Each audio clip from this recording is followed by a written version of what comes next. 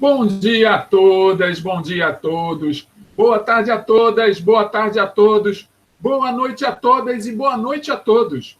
Sejam muito bem-vindos e bem-vindas a este nosso reencontro. Sim, todos os dias em que vocês ligam esse seu celular e recebem uma mensagem de que a aula já está para começar, sou eu chegando, exatamente. Mas qual aula que você está confundindo? Não, essa aula é aula de sociologia. Não é aula de filosofia, não. Nem aula de história, de matemática, de física, de química. A notificação que você acabou de receber é a minha. Então, seja bem-vindo e seja bem-vindo ao nosso canal. É agora que vai começar o nosso diálogo, o nosso bate-papo, aquilo que nós fazemos todas as semanas. Isso, o nosso reencontro, é um encontro marcado toda semana, na data de hoje, desta semana, das próximas também, você e eu temos um encontro marcado. Então, neste encontro marcado, nós temos que nos preparar. Vocês já estão preparados? Já estão preparadas? Espero que sim. Porque hoje nós vamos falar de sociologia. E para falar de sociologia, precisamos estar confortáveis. Afinal de contas, ô disciplina densa essa, né? Você não já falou isso alguma vez? Porque ela trata de assuntos muito reais, assuntos que estão dentro da nossa realidade. Você faz parte da sociologia, eu faço parte da sociologia, o mundo ao seu redor faz parte da sociologia. Por que isso, professor? É simples, porque a sociologia é a ciência que estuda a sociedade. E você não vive numa sociedade? Eu vivo numa sociedade. As pessoas ao seu redor vivem numa sociedade. Então, a sociologia vai estar observando a todos nós, principalmente quando nós estamos convivendo, quando nós estamos nos relacionando uns com os outros, porque faz parte do arcabouço dessa ciência. E que arcabouço, professor? Que palavra estranha. Arcabouço é aquele espaço teórico onde tudo que se discute a respeito de um determinado assunto é colocado ali dentro daquele espaço. Então, é tipo um arcabouço. É só levantar essa tampa e surge conhecimento. Surge muito conhecimento. Surgem muitas ideias para que todos nós possamos pensar um pouco melhor sobre a vida que levamos em sociedade e de que maneira podemos, ao longo do tempo, driblar aquelas armadilhas e nós todos, quando estamos nos convivendo uns com os outros, nos relacionando interpessoalmente, acabamos nós mesmos criando. Então, a sociologia mostra, ó, coloca a luz ali, assim, ó, naquele tipo de situação que surgiu a partir do relacionamento de alguém.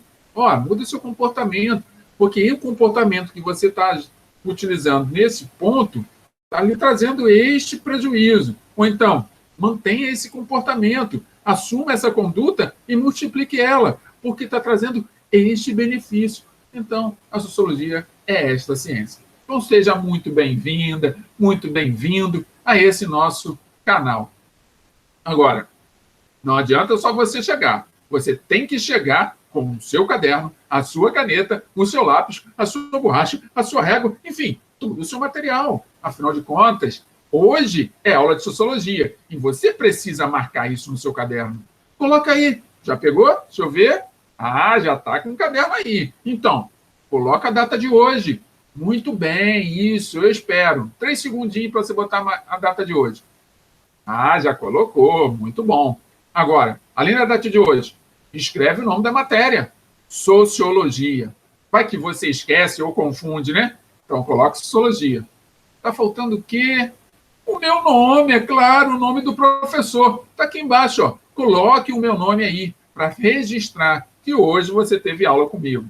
Agora sim. Agora que nós todos estamos preparados, já estamos aí, ó, no nosso lugar confortável, naquele lugar em que a gente escolheu para poder fazer ou participar, fazer nossas tarefas, ou participar dessa aula, essa aula virtual, que ela só é virtual, mas para mim é como se fosse presencial. Eu estou vendo vocês, você aí, por exemplo, que está sentado nessa cadeira. Se ajeita nessa cadeira, não vai cair, não fica com as costas aí quase deitado. E você, outra aí? Está no quarto? Não, no quarto não. O que eu já falei? No quarto atrapalha, porque você vai ter vontade de dormir. Então, pelo menos sente. Quer ficar no quarto? Então, senta na cama. Coloca lá uma almofada encostada nas suas costas e sente. porque senão você vai acabar dormindo. E nós não queremos que isso aconteça, não é verdade? Não queremos que você durma no meio da aula. Que vai que você ronca e acorda todo mundo, atrapalha a aula. Não, não queremos ouvir o seu ronco. Então, muito bem. Agora, brincadeiras à parte, sei que todos vocês já estão preparados e preparadas para a aula. Vamos repassar um pouco como é que é a estrutura da nossa aula. Lembrando, toda aula, no final dela, vocês recebem uma atividade. Esta atividade é para que vocês possam colocar em exercício aquilo que vocês aprenderam e aquilo que vocês entenderam. Então, não tenha pressa. Ao longo da aula, eu vou falar várias coisas. Vou comentar vários assuntos. E parte desses assuntos vai estar na atividade que você vai receber. Então, não se preocupe, é só prestar atenção e repetir se necessário, tá? Afinal de contas, esta aula também está acontecendo no YouTube. E você vai poder acessar essa aula a hora que você quiser. Por isso que eu dou bom dia, boa tarde, boa noite. Porque nós estamos juntos na hora que você decidir que estejamos juntos. Então, depois disso, que você recebeu a atividade, já está com tudinho certo, já respondeu a pergunta, fez a tarefa, beleza. O que falta para você? Bem, se você ainda não fez a tarefa, talvez falte as páginas do livro, porque você ainda não tem um livro, ou porque você esqueceu onde colocou, não tem problema. Também eu vou disponibilizar as páginas do livro das quais vocês vão precisar. Então, preste atenção. Aqui, ó, ao lado da minha imagem, vocês estão vendo aqui, ó, página 176 do livro Sociologia em Movimento, que é aquele livro que vocês receberam. Então, se não receberam, não tem problema. Eu vou entregar a vocês as páginas que eu trabalhar com vocês na aula de hoje. E aqui, ao lado, só fazendo uma lembrança para vocês. Então, os trechos mais importantes que eu retirei dessa página para que a gente possa dialogar e bater um papo aqui sobre a temática. Aproveitando para dizer que a temática de hoje é democracia. Mas não é só a temática de hoje, né? Já é a temática das últimas aulas. Nós temos discutido a esse respeito. Então, guardaram isso? Nós vamos, no final desta aula, vamos levar para vocês uma atividade. E essa atividade tem tudo a ver com aquilo que a gente vai estar discutindo e com a temática das aulas que eu vou estar apresentando aqui, que vou ler junto com vocês, e das páginas do livro que eu vou disponibilizar. Qualquer dúvida, qualquer comentário, qualquer coisa que estiver passando pela cabeça de vocês, que está fazendo com que vocês tenham os seus neurônios fervendo, inquietos, não tenha problema. Não guarde isso na cabeça de vocês. Coloquem no comentário, deixe eu ajudar vocês a tirarem essas dúvidas e a esclarecer, colocar luz onde existe a sombra da dúvida. Beleza? Então, vem comigo, vamos começar a nossa leitura e no decorrer da leitura, conforme for surgindo alguma ideia, algum questionamento, pode colocar aí no comentário. Ou então, só acompanhe junto comigo a leitura. Pode ser? Então, vamos, vem comigo. Democracia participativa. Lembrando que na última aula nós falamos da democracia representativa. Tem alguma dúvida? Vai nas páginas anteriores, aquelas que eu já disponibilizei para vocês, vai na aula anterior e dá uma repaginada, ou dá uma retrospectiva, faz uma retrospectiva, revê esta aula, para não ficar dúvida. E se mesmo assim a dúvida tiver, vai que eu repito hoje, durante a aula de hoje, e ela vai ser sanada. Então, preste bastante atenção em tudo que vai ser dito daqui para frente. Beleza? Então, na aula passada nós falamos de democracia representativa e agora nós vamos falar da democracia participativa. Muito bem. Vamos à leitura. Antes da leitura, já ia me esquecendo. A água. A água é vida, hein? Pegaram a garrafinha de vocês, tá com um copo d'água aí. Durante a aula tem que se hidratar, tá? A água é vida. Então vamos lá, continuando. Em muitos países ocidentais, como os da América Latina, a democracia representativa mostrou-se incapaz de fazer que os governos agissem de acordo com os interesses da maioria dos cidadãos. Então, a democracia participativa surgiu como alternativa de superação das deficiências do sistema representativo, já que os dois não são necessariamente antagônicos. Suas principais propostas buscam ampliar a participação cidadã nos assuntos públicos e reduzir a distância entre representantes e representados. Então, aqui vale uma lembrança. Na última aula, quando nós falamos de democracia representativa, importante vocês registrarem. Democracia representativa. Se quiserem, até anotem aí no caderno de vocês. Sugiro que anotem para não esquecerem. A democracia representativa é aquela em que nós, cidadãos, abrimos mão do nosso direito de sermos atuantes na decisão, nas escolhas da administração pública, naquilo que vamos ou não fazer com aquilo que temos, daquilo que produzimos no país, e delegamos, ou seja, permitimos que alguém nos represente. Como é que isso é feito? Na maioria das vezes, na maioria dos lugares em que a democracia representativa está sendo vigente, é através do voto. Então, eu escolho o meu representante, num período em que pode ser de a cada 4 anos, em alguns países são a cada 5 anos. Então, a cada períodos, eu vou lá e escolho o meu representante. O que esse representante vai fazer? O nome já diz, ele vai me representar. Mas como assim me representar? Ele vai fazer de conta de sou eu? Não. Ele vai simplesmente pegar as ideias que ele defendeu na minha presença e vai colocá-la em prática. O que isso significa, professor? Significa que, quando você ouve um candidato, seja ele qualquer, falando que vai fazer isso ou vai fazer aquilo, e você acredita naquilo que ele disse, ou você compartilha daquelas mesmas intenções, você vai lá e escolhe ele como seu candidato. Porque naquele momento você teve uma afinidade com ele. Então, essa afinidade faz com que você delegue, ou seja, entregue parte do seu direito a ele. E ele passa a representar você com aquelas ideias. Então, quando ele abrir a boca para falar qualquer coisa diante de outras pessoas, é como se você estivesse assinando embaixo de tudo que ele diz. Mesmo que ele não vença. Porque pode acontecer de nós escolhermos alguém para nos representar e essa pessoa não vencer. E isso é altamente democrático. Porque a democracia, esse governo do povo, para o povo, pelo povo, que é o conceito básico da democracia, é mais do que isso, né? Quando você está vivendo num sistema democrático, quando eu e vocês estamos vivendo num sistema democrático, é natural sabermos que num sistema democrático, o que vale é o que a maioria decide. Então, se a maioria decidir por A e eu escolhi o B, eu vou ser governado, nós vamos ser governados pelo A, mesmo que tenha escolhido B ou C. E isso é a democracia. É a liberdade de todo mundo fazer as suas escolhas e entender que a liberdade de um termina quando inicia a liberdade do outro.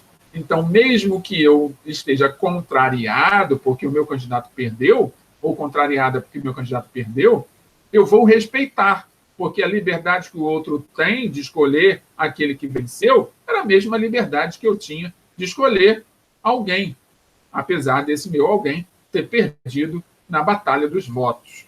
Ficou claro isso para vocês? Então, a democracia representativa é isso. Agora, a democracia participativa é como se fosse um upgrade. Não apenas você vai escolher alguém para lhe representar, você também vai ficar ali atuante. Mas vamos continuar a leitura para isso ficar mais claro para vocês. Então, vem comigo. Apesar de não ser amplamente adotada, a democracia participativa visa propiciar uma ação política mais igualitária, baseada em grande número de grupos sociais que, articulados em rede, contribuem para orientar as ações governamentais no sentido de atender às necessidades da maioria dos cidadãos. Então, acompanharam a leitura? Maravilhoso. Gosto muito quando vocês respondem sim, porque acompanhar a leitura ajuda a compreensão, desenvolve também a sua capacidade de reflexão. Então, o que eu li aqui? Eu li que na democracia participativa, tudo aquilo que na representativa você não faria, agora você vai fazer. Por exemplo, na democracia participativa, os grupos sociais podem se fortalecer. Vou dar um exemplo claro disso. Vocês já ouviram falar em associação de moradores. Não é verdade? Não sei se no bairro onde vocês moram tem associação de moradores, mas, algum tempo atrás, associações de moradores existiam em vários bairros. Então, o bairro reunia um grupo de pessoas e se associavam, faziam ali um estatuto, criavam normas, escolhiam representantes para ficarem ali organizando a associação, e essa associação começava a discutir quais eram os problemas do bairro. Ninguém ali estava em cargo político, mas estavam todos reunidos tendo decisões políticas. E isso dá a quem está nesse grupo de pessoas, compartilhando dessa associação, ações políticas, condutas políticas, tomadas de decisão políticas. E aí essa associação, a democracia participativa, ela pode levar aquilo que mais aquela comunidade tem de necessidade para os candidatos que foram eleitos. Então, vai eu, vai vocês, vai aquela comunidade que faz parte da associação, um determinado dia em que vai ter um determinado reunião com o candidato eleito, e fala assim, ó, na comunidade tal, onde eu moro, a necessidade que nós temos lá é de coleta de lixo regular, por exemplo. E aí o candidato, se ele for um candidato do executivo, for um prefeito, um governador, um presidente, ou for um candidato ativo, pode ser um vereador, um deputado, ele pega aquilo que eu falei, junto com um grupo que eu estou fazendo parte, que é a associação, anota e vai levar à discussão da necessidade de colocar coleta de lixo regular na localidade. E aí vai, depois, volta para nós, fala assim, ó, levamos isso para discussão e a solução para esse problema já está sendo dada. Então, a partir de semana que vem, a coleta de lixo vai ser regular nos dias tais, tais e tais. Ou então, olha, levei para discussão e está faltando contratar pessoas. Nós não temos ainda quantitativo de garis suficiente para poder atender a necessidade de vocês. Então, nós vamos abrir um concurso público para a contratação de gari. Enquanto isso, eu peço paciência a vocês para que tudo possa ser resolvido. Esses exemplos que eu estou dando para vocês são exemplos de democracia participativa, em que eu, vocês e qualquer um, reunidos em grupo, associados, podemos interferir nas decisões políticas. Ficou claro isso para vocês? Então, muito bem. Vamos para a próxima página. Ainda é na 176. De acordo com o sociólogo português Boaventura de Sousa Santos, a democracia participativa é exercida por mecanismos que buscam ampliar a participação social. Como eu falei para vocês, nós reunidos, formando grupos e associações, podemos participar mais ativamente da sociedade, ao invés de ficar esperando que o candidato A ou B tenha dito a verdade e coloque em prática tudo aquilo que ele defendeu. Essa maneira de atuação do cidadão procura superar falhas do modelo representativo, já que este se tornou um método de formação de governo, quando deveria ser uma prática social que inserisse na política os atores sociais excluídos. É uma grande crítica que tem em relação à democracia representativa é que quando esses candidatos se elegem, eles formam grupos que estão associados aos seus partidos. Esses partidos reunidos, que têm certas afinidades, tomam decisões segundo a vontade dos partidos, e não segundo a vontade da coletividade, de toda a nação, de todos os cidadãos, independente deles terem votado ou não naquele indivíduo que foi vencedor da batalha dos votos. Ficou claro isso para vocês? Então, essa é a crítica da democracia representativa. É que, na hora H, naquela hora em que todo mundo tem que tomar decisão em prol de todos, acaba tomando decisões em prol daquele grupo ao qual ele faz parte, que geralmente são os partidos políticos ou aquelas organizações que financiaram a campanha. Já na democracia participativa, isso é mais difícil de acontecer, porque eu e você estamos juntos, então estamos acompanhando, é como se fôssemos os gerentes ou os gerentes de todo esse processo. Ficou entendido isso? Qualquer dúvida, qualquer questionamento, coloque aqui no comentário. faça isso, porque eu vou ter a maior satisfação em responder a vocês e dar luz às sombras de suas dúvidas. Beleza? Então, vamos prosseguir. Ainda na página 176, Sociologia em Movimento. Teoria democrática moderna. Já é um outro item. Teoria democrática moderna. Agora nós vamos começar a falar de alguns autores. Alguns autores que, ao longo da história da humanidade, da história da filosofia, escreveram a respeito da democracia. Então, esses autores são da nossa era moderna. Então, nós vamos começar a falar hoje e vamos dar prosseguimento na próxima aula. Por quê? É importante nós conhecermos esses autores para entendermos o processo de evolução da nossa sociedade. Porque alguém iniciou o processo de pensar em algo que pudesse fazer com que a vida em sociedade fosse melhor, fosse mais harmônica, mais próspera e que fosse mais igualitária. Então, cada autor defende a sua tese, a sua hipótese, para que depois o outro venha e concorde ou discorde. E assim, na discussão e no debate das ideias, nós chegamos ao ponto em que estamos hoje. Tudo bem? Então, vem comigo para prosseguir na leitura. Em meados do século XVI, ó, isso já faz tempo, né? 16, estamos no século XX, há 421, perdão, século XXI, há 400 e 500 anos atrás. Surgiu a ideia de autonomia do indivíduo, que deu origem ao individualismo. Olha só, há 500 anos atrás, isso que nós chamamos de individualismo surgiu. Claro que de lá para cá muita coisa já mudou. E talvez esse individualismo tenha se ampliado em alguns aspectos e reduzido em outros. Então, o que deu origem ao individualismo é ao liberalismo político. A concepção de democracia que se desenvolveu com base nesses princípios assumiu um perfil bastante diferente daquele utilizado na Grécia Antiga. Lembrando a vocês que na Grécia Antiga a democracia era uma democracia onde os cidadãos, de fato e de direito, participavam ativamente das decisões daquela localidade, daquele país. Só que nessa Grécia Antiga, eu pedi até fazendo essa pesquisa, quem eram os cidadãos na Grécia Antiga? Será que todos eram cidadãos? Os jovens eram cidadãos, as mulheres eram cidadãos, os idosos eram cidadãos, os pobres eram cidadãos?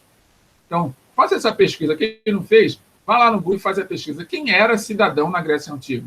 E aí depois deixem no comentário para que a gente possa discutir na próxima aula. Tudo bem? Então vem comigo.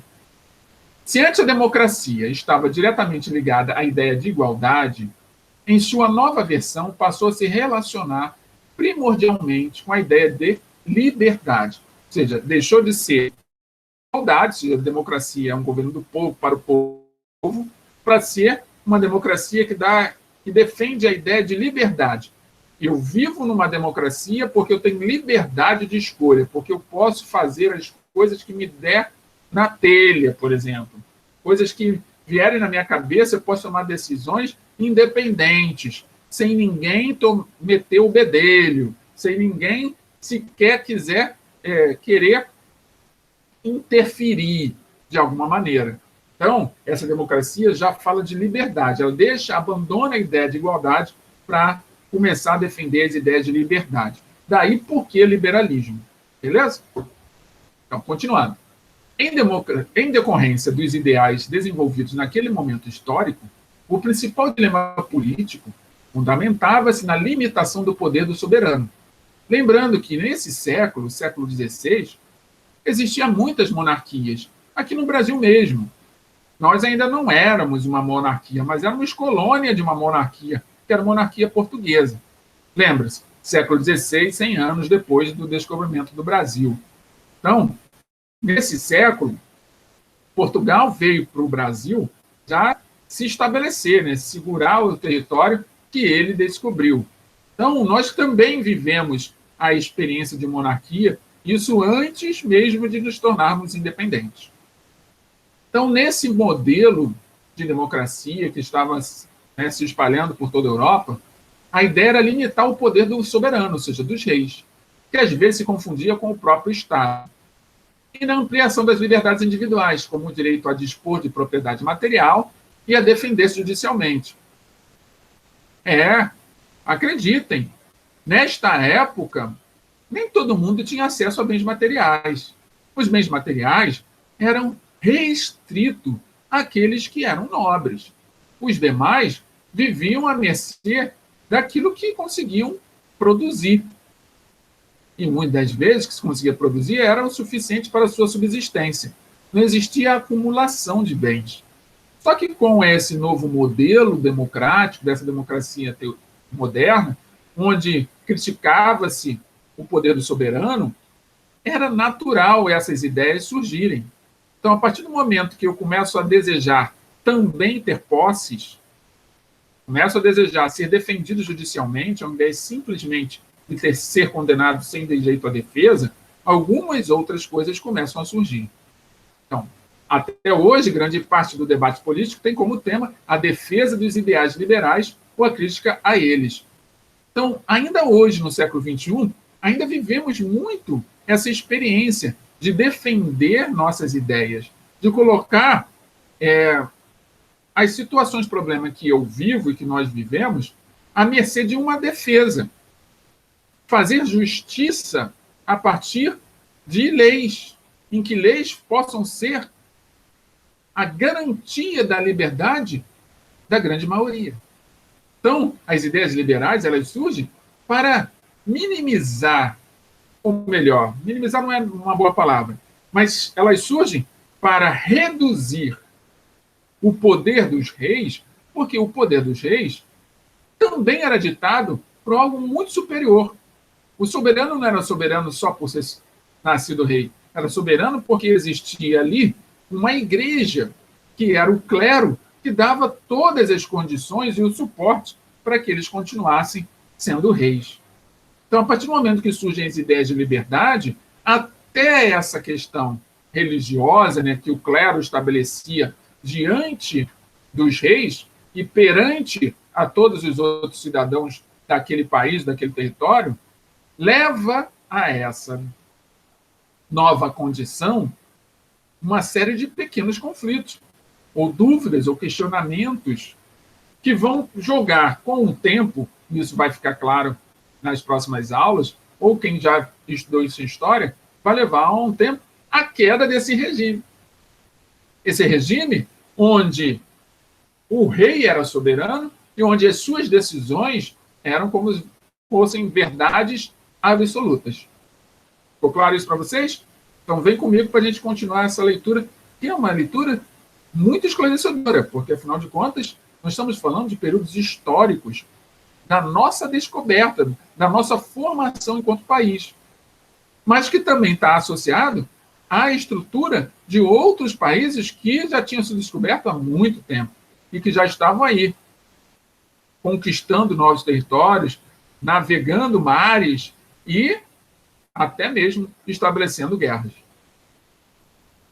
Então, na página, um pedacinho no final da página 176 e início da 177, diz assim: na perspectiva do filósofo inglês Thomas Hobbes, um filósofo, né, discutindo essa questão toda desse novo modelo que estava surgindo com a liberdade, e deixando a ideia de igualdade de lado e dando mais ênfase à ideia de liberdade, onde o individualismo ganha força, o liberalismo ganha força, o Hobbes diz o seguinte: a constituição e o funcionamento de uma sociedade pressupõe que os indivíduos cedam, por transferência, seus direitos naturais. Eu tenho um direito, eu cedo para você. Mantendo somente o direito de conservarem sua vida ao soberano. Vejam, o Hobbes está defendendo uma ideia de que a minha vida é a única coisa que eu tenho. Todos os meus outros direitos, vamos dizer assim, direitos políticos, direitos civis, direitos de ter uma casa, direitos de ter um benefício, seja ele qualquer, todos eles eram direitos do soberano. O soberano era praticamente o meu dono, só não era dono da minha vida. Então, o autor entendia que os seres humanos, em estado de natureza, isto é, compartilhando do direito a tudo a que existe, em razão de não haver limitação legal, tendem a agir pela força e pela violência para conseguir o que desejam, o que acabaria provocando uma guerra contínua entre todos. Então, segundo Hobbes, para evitar essa grande guerra, caso todos quisessem fazer valer os seus direitos deveriam ser cedidos para os reis, porque dessa forma os reis iriam centralizar esses direitos e iriam tomar as decisões, segundo Hobbes, decisões melhores do que a gente reunidos. Então, o soberano tomaria as decisões que dariam para nós as condições necessárias para a nossa sobrevivência. Ficou claro isso para vocês? Isso o Hobbes falando. Então, por isso, para disciplinarem a si mesmos e garantirem o bem-estar físico e material, seria necessário que os indivíduos firmassem um contrato social regulado por uma autoridade soberana. Hobbes manifestou preferência pela monarquia absolutista, pois acreditava que as assembleias e os parlamentos estimulavam os conflitos, graças às disputas entre diferentes facções e partidos. Então, veja só, o Hobbes, ele era um filósofo que era defensor da ideia da manutenção do poder na mão de um só. Então, um poder absoluto, em que eu sou o rei, você é um rei. Então, nós, reis, segundo, né, o próprio clero, tínhamos todo o direito sobre vocês, sobre os outros.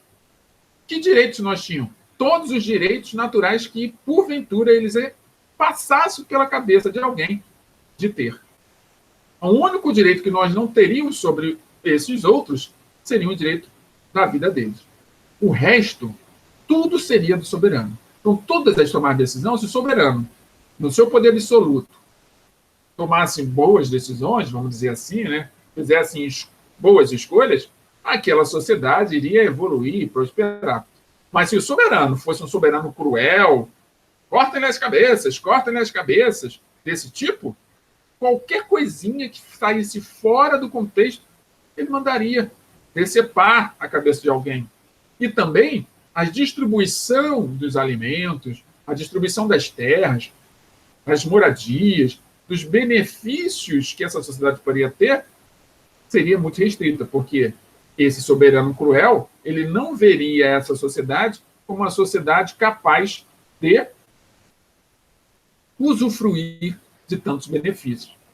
Então, essa é a ideia de Hobbes. Para Hobbes, esse soberano é necessário. Então, vem comigo para a gente prosseguir. Agora nós vamos falar de um outro filósofo, também da mesma época do Hobbes, mas com uma outra ideia, que é o John Locke. Então, no século XVII, John Locke, também filósofo inglês, ou seja, do mesmo local, né, do mesmo país, propôs uma reflexão bem diferente da de Hobbes.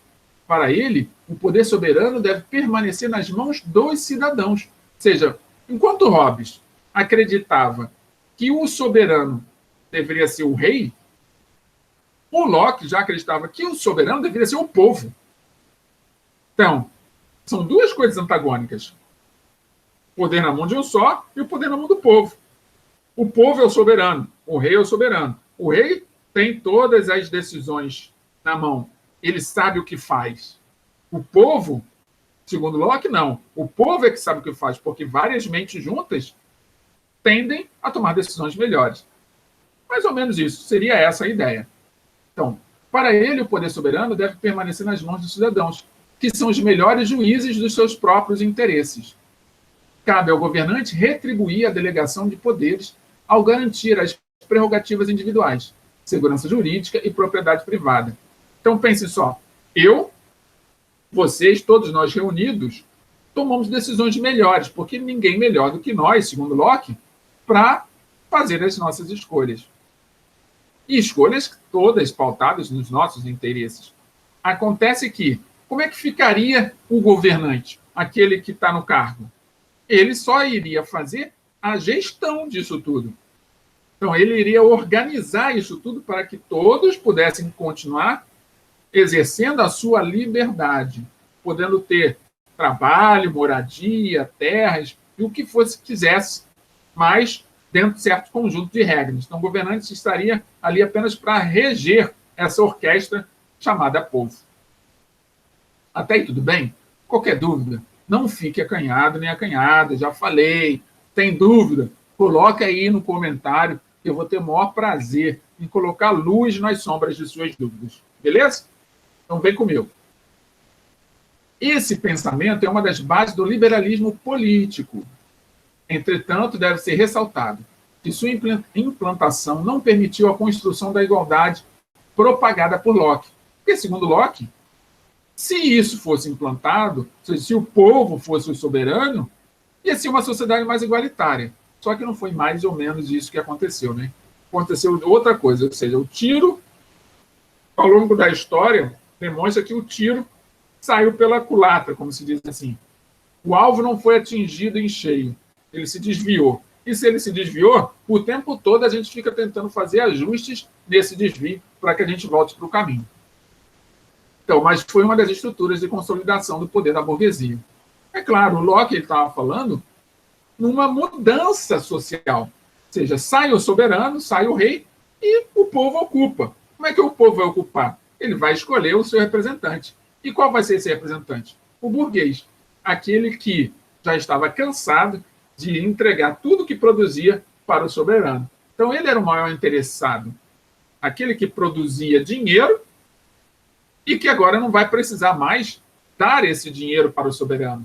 Esse dinheiro vai continuar com ele. E aí, é claro, ele vai estimular as pessoas do povo a se insuflarem, ou seja, entrarem num conflito contra esses soberanos. Porque essas pessoas todas insufladas, ou seja, lutando por direitos, por liberdade, vai fazer com que esse burguês apareça como aquele indivíduo que tem as respostas para os problemas de todos, porque, afinal de contas, os burgueses, também eram povo antes dos soberanos caírem. Olha que interessante, né? Para pensar, reflitam sobre isso.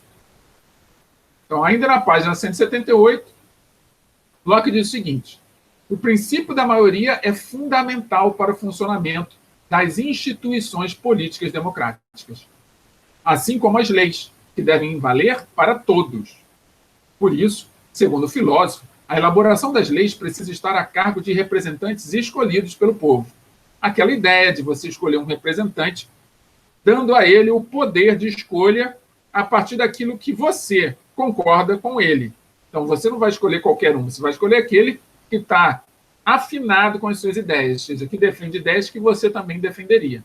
Só que, ao invés de você ir lá para o altar, vamos dizer assim, ou para o palanque defender as suas ideias, quem vai é o seu representante. Então, como se ele fosse o seu empregado, o seu funcionário público, aquele funcionário que vai fazer as coisas que você disse para fazer.